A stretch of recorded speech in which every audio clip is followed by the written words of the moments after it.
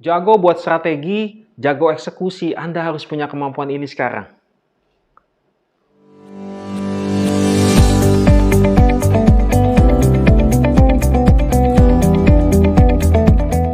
Terima kasih dan bertemu kembali di channel ini.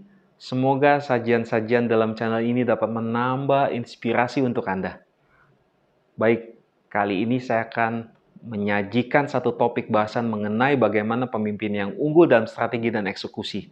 Ada pemimpin yang hanya jago membuat coret-coret di atas kertas, berbicara usul berapi-api dalam sebuah meeting. Tetapi ketika hendak dieksekusi atau dijalankan, ternyata banyak sekali kelemahan dan kekurangannya. Selama beberapa dekade ini, kita sering memikirkan profil kepemimpinan dalam wadah yang unik. Yang satu paling populer dikatakan visioner, lebih strategis dan memikirkan hal-hal yang luar biasa untuk dilakukan. Yang kedua adalah operator, yang menyelesaikan pekerjaan. Seharusnya secara intuitif, kita harus mengetahui bahwa harus ada pemimpin yang menjangkau untuk area ini.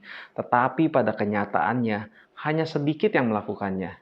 Menurut survei global yang dilakukan oleh PricewaterhouseCoopers, terhadap 700 pemimpin eksekutif di berbagai industri, hanya 8% pemimpin perusahaan yang dikatakan unggul dalam strategi maupun eksekusi. Kita mungkin berpikir bahwa kesuksesan dapat dicapai dengan unggul dalam strategi dan eksekusi secara individu, bahwa pemimpin visioner dapat mengubah cara kita untuk mengubah dunia, atau bisa juga bahwa operator yang luar biasa dapat lebih unggul daripada pesaing. Namun, mempertahankan strategi dan eksekusi sebagai topik terpisah akan berakhir. Perusahaan lebih membutuhkan pemimpin yang dapat membuat janji kepada pelanggan serta membantu organisasi mereka memenuhi janji tersebut. Hal ini terjadi pada Starbucks. CEO-nya yang bernama Howard Schultz sebelumnya, di mana saat ini sudah digantikan oleh Laxman Narasimhan.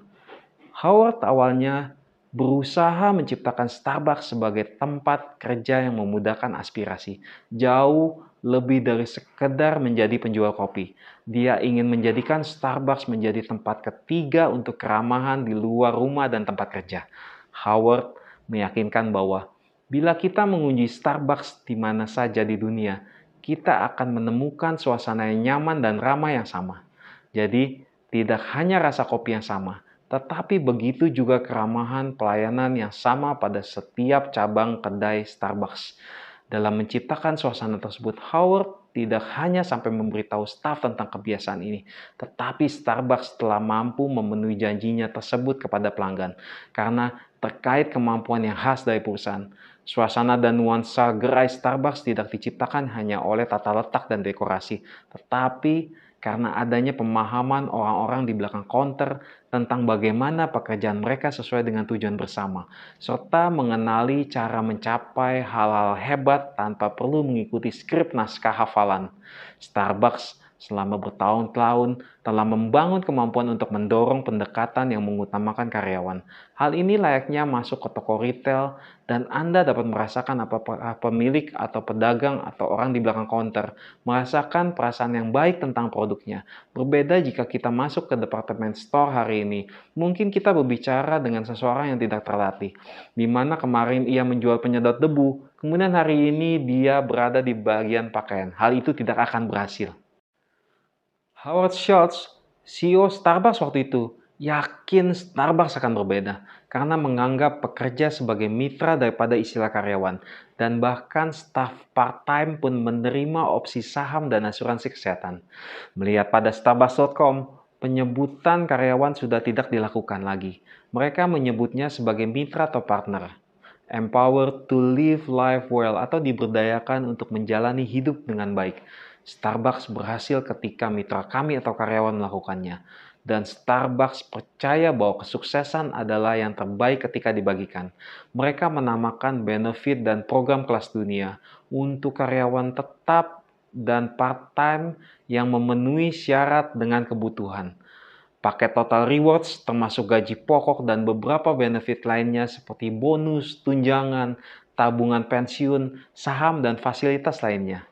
Puncaknya adalah krisis keuangan global yang terjadi di 2007 sampai 2008. Ketika perusahaan lain memotong biaya sumber daya manusia, Starbucks malahan berinvestasi pada pelatihan staf.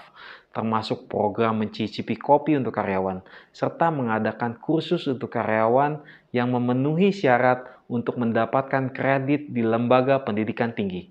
Di luar faktor karyawan, banyak hal yang dilakukan dan dialami oleh Starbucks telah dipikirkan dengan matang untuk mencapai misi perusahaan seperti mulai dari musik yang dimainkan di kedai, pemilihan furniture, bahkan kamar mandi pun merupakan hal yang strategis di Starbucks karena memungkinkan berperan agar pelanggan menghabiskan waktu lama di kedai mereka. Menurut Paul Lenwon dan Joachim Rotering, pemimpin seperti Howard Schultz tidak hanya punya keterampilan visioner dan operator, tetapi juga bisa menghargai hubungan antara dua rangkaian keterampilan tadi. Dua keterampilan yaitu visioner dan operator merupakan hal yang tidak dapat dipisahkan karena visi yang berani harus mencakup tujuan yang sangat ambisius dan jalur eksekusi yang dirancang dengan baik akan membawa Anda ke sana, ke suatu titik yang diinginkan. Inilah pembeda atau diferensiasi antara perusahaan kita dan yang lainnya. Diferensiasi semakin membutuhkan pemikiran yang lebih inovatif dan penggunaan bidang kalian yang sangat spesifik. Pemimpin yang menguasai strategi dan eksekusi memulai dengan membangun strategi yang berani namun dapat dieksekusi. Selanjutnya mereka memastikan bahwa perusahaan berinvestasi di balik perubahan tersebut, serta memastikan seluruh organisasi termotivasi untuk melakukan strategi. Mengembangkan strategi yang berani tetapi dapat dijalankan, dimulai dengan memastikan bahwa pemimpin telah menjawab pertanyaan-pertanyaan apa yang kita kuasai dan apa yang bisa kita capai. Daripada membuat rencana yang tinggi, apalagi meminta tim fungsional dan unit bisnis melakukan yang terbaik untuk eksekusi. Selanjutnya, Lenwon dan Rotering berpendapat bahwa kepastian perusahaan berinvestasi di balik perubahan berarti pemimpin harus menyadari bahwa proses anggaran adalah salah satu alat terpenting dalam menutup kesenjangan antara strategi dan keeksekusi. Biaya bukanlah variabel eksogen yang harus dikelola. Biaya adalah investasi dalam melakukan hal-hal yang penting dengan baik, tetapi jarang terkait erat dengan strategi. Jika perusahaan Anda hanya menaikkan atau menurunkan anggaran beberapa poin persentase, tanyakan kepada diri Anda apakah investasi tersebut benar-benar mencerminkan tugas yang paling penting. Memotivasi individu adalah alat yang sangat kurang dimanfaatkan untuk menutup kesenjangan antara strategi dan eksekusi. Para pemimpin hebat seharusnya tahu bahwa kesuksesan berasal dari keterampilan khusus yang datang bersama-sama dengan cara yang unik untuk melakukan tugas-tugas yang menantang dalam melaksanakan strategi. Tetapi hari ini, sebagian besar karyawan tidak mengerti bagaimana terhubung dengan strategi. Dalam survei terbaru Strategi N, terhadap 540 eksekutif, manajer dan non-manajer, ditemukan hanya 28% karyawan yang mengatakan bahwa mereka merasa terhubung dengan tujuan dan identitas organisasi mereka. Mengartikulasikan strategi dalam istilah manusia adalah kemampuan apa yang perlu dibangun oleh perusahaan dan keterampilan apa yang diperlukan untuk melakukannya.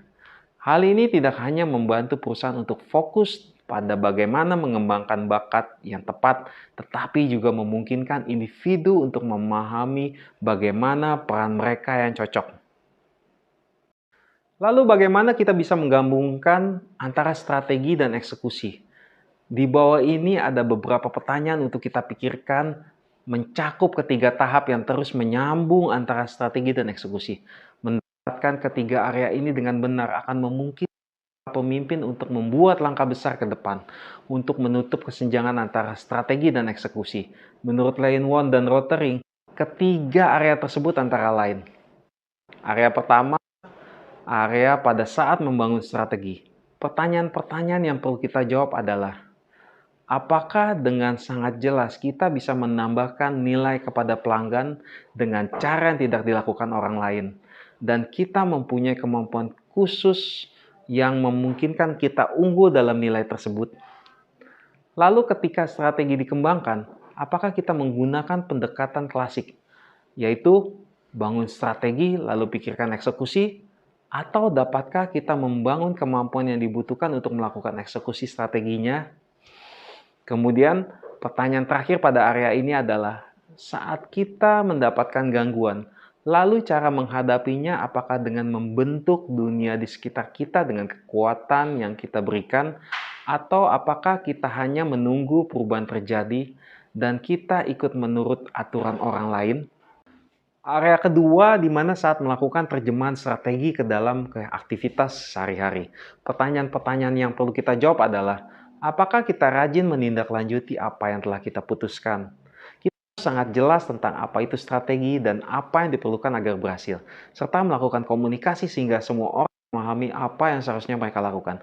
Lalu pertanyaannya, apakah ada program yang terlihat untuk membangun dan mendukung kemampuan organisasi kita untuk menang dengan strateginya?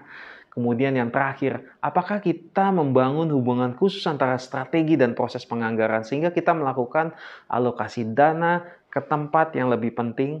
Dan apakah kita memiliki mekanisme yang menerjemahkan strategi menjadi tujuan dan penghargaan pribadi bagi manajer dan karyawan? Area ketiga, di mana pada saat menjalankan strategi, pertanyaan-pertanyaan yang perlu kita jawab adalah, apakah kita memotivasi karyawan setiap hari untuk memahami bagaimana dan apa yang mereka lakukan terhubung dengan tugas strategis penting yang telah kita fokuskan? Apakah kita bisa memastikan karyawan untuk bekerja sama di seluruh bagian organisasi untuk mengatasi tantangan lintas fungsi yang memungkinkan perusahaan untuk menang? Apakah kita melacak tidak hanya kinerja kita, tetapi juga membangun dan meningkatkan kemampuan utama yang memungkinkan kita menciptakan nilai bagi pelanggan dengan cara yang tidak bisa dilakukan oleh orang lain?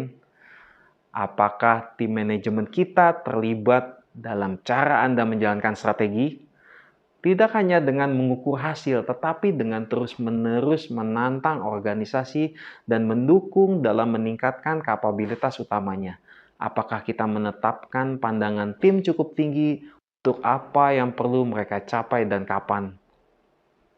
Saya percaya ada keuntungan luar biasa bagi perusahaan mempunyai pemimpin yang mampu menjadi visioner dan operator, sekaligus bisa menggabungkan dua pola ini, sehingga bisa mengubah organisasi yang disegani di antara para pesaing. Terima kasih dan sukses selalu untuk Anda.